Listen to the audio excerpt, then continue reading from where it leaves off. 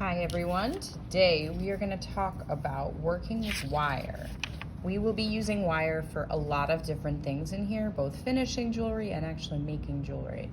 So today will be about kind of introducing some of your tools, also practicing doing these specific elements. All right, so first let's get introduced to some of our tools.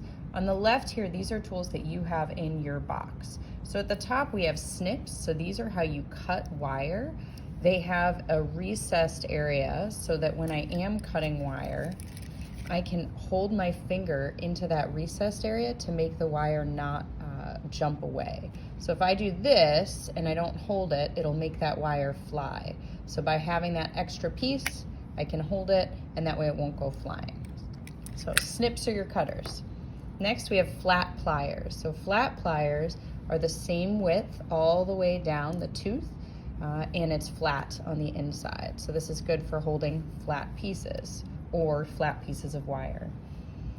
Needle nose pliers, they're a little more detailed, so they're same flat interior, but then it's a tapered end so you can do smaller element work with it, and it's kind of rounded on the outside. Okay, and then our last ones are called round pliers. So round pliers have two rounded tips, so these are good for twirling wire around or making loops. Okay, the other tools that you don't have in your kit that you'll be using today are a jump ring maker. So it's round. They come in different tiers, so you can make different size jump rings. We'll be using 18 gauge copper. It's just like a nice versatile size. So that's the wire we're using. And then on the right over here, we have a steel block. So steel blocks are flat, tough surfaces. So that way if I need to hammer or use the mallet on top of it, keeps everything straight. I have a hammer, so I never want to take anything that's steel and hit it against steel, so steel and steel, because it will dent the steel. And we really want this rounded edge, and we want this to be very flat. So you use it with some sort of softer metal, so such as copper over top of it. We'll be using a hammer today. And then the difference is a mallet is any different end that's not steel. So mallets won't distort your wire as much. They don't work harden your metal as much, so they're good versatile things that are a little softer. All right, so to begin today, we're gonna go right down the list with some of the things that you're asked to make. So first we're gonna talk about the jump rings, and I'm asking you to make 3 that are the same size. So what I'm gonna do is start with taking a piece of wire bigger than what I need. I'm gonna snip it off, okay? And I'm going to be wrapping it around here. So I'm going to make the smallest size jump ring. It's really up to you. We only have a few of these, so we do have to share. All right, I'm going to be wrapping it around the end. Now you'd think you'd want to start right here and wrap it around. The problem is you really need like a lever or a handle, as I call it. So I'm going to leave about 1 inch off to the side here. I'm going to hold it with my thumb and I'm going to carefully wrap it around. Your goal is to get them as tight as possible, because that's how you get that consistent, similar loop. So now when I'm at the end, I can try and wrap that handle back around to maximize the use of this wire. But no matter what, you're probably gonna have some extra little ends here. All right, now I'm gonna take and snip off my extra. My goal is to get 3 circular elements that are really, really the same size and come to a precise end. So I've got this extra, I'm gonna cut off right there. And then I'm just gonna go up the line and cut them a little bit more. So I will end up with about 3 or 4 jump rings. All right, there's one more element that we wanna do to finish these off. All right, while I'm cutting, I guess I can tell you what jump rings are used for. Jump rings are used to attach things together. Sometimes you make a whole chain that's out of a jump ring. Sometimes instead of putting your thread of like a necklace through the actual hole, you want to have it so that it doesn't hang sideways. And so a jump ring's a nice way to do that. So here's an example of a pendant. This one has an S hook going through it, which is just another variation. But you would put a jump ring through and then your thread would go through this way so it hangs correctly. So they're good for making chain and they're good for hanging items. All right, so last thing I need to do. These, you can see they kind of aren't closed fully. So you want to take the back of your hammer and you just want to tap them a little bit. Now, if you like the look of really flattened wire, you can do it quite a bit, but our goal is to just do it enough that it becomes work hardened, so it's like a little bit more rigid. And if in that process the hole opened up, you can go back with your round pliers and you can close them up a little bit. Okay, so you've got 3 jump rings. That's number 1. Number 2, we're gonna be making an S hook. Okay, for that, we're gonna be using our round pliers. So I'm gonna take a piece, maybe about 1 inch or 2 long. Doesn't have to be big. It really depends on the size of your S hook. All right, I'm gonna start with making 1 loop by going around one of these. If I hold it near the end, I'm gonna make a very small loop. If I hold it back here, I'll make kind of a big loop. I'm gonna go kind of closer to the bigger part so you can see it. All right, I've got my wire through. Now I'm going to push it around the tool. Okay, this does take some practice to get used to bending it. Now if you look, I stopped right when it touches the wire. Now I'm gonna go with my other end, about the same size if you want the loops to be the same size, so I'd start around the same spot. Or if I want this one bigger or smaller, I could put it in a different spot. And now I'm gonna go in the opposite direction, trying to keep it all at the same level. All right, so now you can see I've got that S, right? I'm going to put it on my steel block, and same thing like I did with the jump rings. I'm gonna press it down so it sits just a little bit better. Now it's more work hardened. Now an S hook, as I mentioned before, is something that you would use to hang your piece on. So in this case, I've got the pendant that goes through the bottom of the hook, and then the thread would go through the top.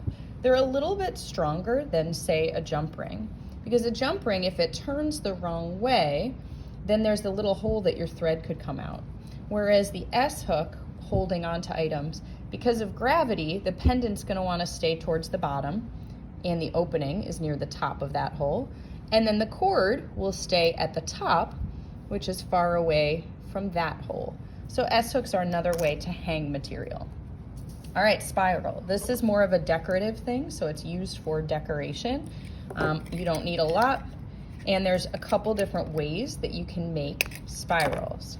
The most basic one leaves a little bit more of an opening. So I'm gonna take my flat pliers, I'm gonna hold it as close to the end as I can, and I'm gonna start twisting around, okay? Now, if I'm okay with that space in the middle, I can go and use either my needle nose pliers or my flat nose pliers, put that little loop in there, and then keep turning the wire around. Now this creates, as I mentioned, more of an open spiral. So you can see there's some negative space. All right, and then if I am planning on keeping this, like let's say attaching it to a necklace, I might go and put a tiny loop on the other side. So now you can see it would hang through that loop, and then I've got a spiral hanging down, and I might use my steel block to flatten it. So that's a loose spiral. If I want to do a tight spiral, it's just a little more tricky, not impossible. So I would start using my small end of my round pliers and kind of create a U shape, not closing it all the way. Now I'm gonna go take my flat pliers or my needle nose pliers, and I'm gonna try and flatten that in as much as possible, trying to get as much negative space out as possible. All right, now I'm gonna sandwich it in just like I did with the other one, so it's sandwiched in there, and I'm going to try and pull it around. Now, if you want it to be very tight, it's important you take your time with this so that you don't have any of the negative space. Okay, now a nice thing you can do with those spirals too, I know I mentioned you might want to do some of the hammering, but the more hammering you do, the more of like a decorative finish you can get onto the spiral. All right, so that is a tight spiral. So you have to do either a loose one or a tight one. All right, next one on our list, we are going to look at trapping a bead. Okay, sometimes in what you create, you might want to trap a bead. This could be decorative for chain. It could be just to add some ornamentation. So we are using 18 gauge wire. We have different thicknesses of wire, so that's something important for you to know as you're choosing your beads, because Some beads have large holes, some beads have really small holes. So if I choose the wrong bead, I might not be able to get my wire through. So in this case, I'm gonna go with something in between. This red bead looks perfect. Okay, so to start off with, I'm gonna make a loop at one end. It's up to you how big it goes or is. So I'm gonna kind of go with this medium size. I'm going all the way to it touches the wire. And then because I would make this an element in like a chain, I'm gonna go and grab the straight part of the wire and bend it back a little bit. So now the loop is even. It's not leaning off to one side. So this would be one end to attach to another element. Now I'm gonna put my bead on. And now I would close the loop on the other side. Now if I close a loop over here, this bead's gonna have a lot of movement, which could be a good thing. Or maybe I wanna fill up this space with other beads, or I can take my snips and snip off some extra so that it doesn't have as much momentum. I'm gonna snip a little bit more. All right, so now I'm gonna go and try and put my loop on the other side. Typically you wanna turn it in the opposite direction if you're being really fancy, just so you get that kind of symmetry on it. So grabbing the end, about the same distance. I'm going until it touches the wire. You can see that one's now bent to that side. So to end it off, I'm gonna grab over here, bend it back, and you can see now I've trapped a bead. Last thing you wanna do is we wanna work harden that surface. So once again, I'm taking my steel block. In this case, you don't wanna break the bead, so I'm gonna hold it off to the side. Flatten both ends.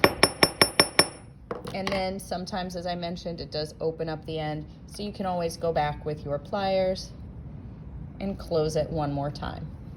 All right, so that's trapping a bead. The very last one, texturing wire. So for this, I just want you to see what you can do with a piece of wire. You would use your hammer, but depending on the end of the hammer or the shape of the hammer, different things could happen. So right now I'm gonna use just the corner of the flat side. And if I pull this wire up for you, you can see I created all of these kind of flat indentations. If I wanna just make it really flat, I can use the flat side. And then I really distort that shape of the wire. You can actually flatten some enough and then drill a hole through it so it's a little hanging shape. I can do the sides of wire. So for instance, since I flattened this one, I could hold it up on its side and just do the edge. This can be kind of fun with sheet metal too. But so that's how you can distort the edge. And then lastly, if I want to use the round side of the hammer, remember you're trying not to hit steel on steel, but it makes kind of a fun curvy selection. So I could, if I wanted to bend this, you might want to do that first, and then you could do any hammering or texturing of the wire that you'd like. All right, that is prepping wire. So I hope you have fun. Try these things out, and then we can move on to our next project.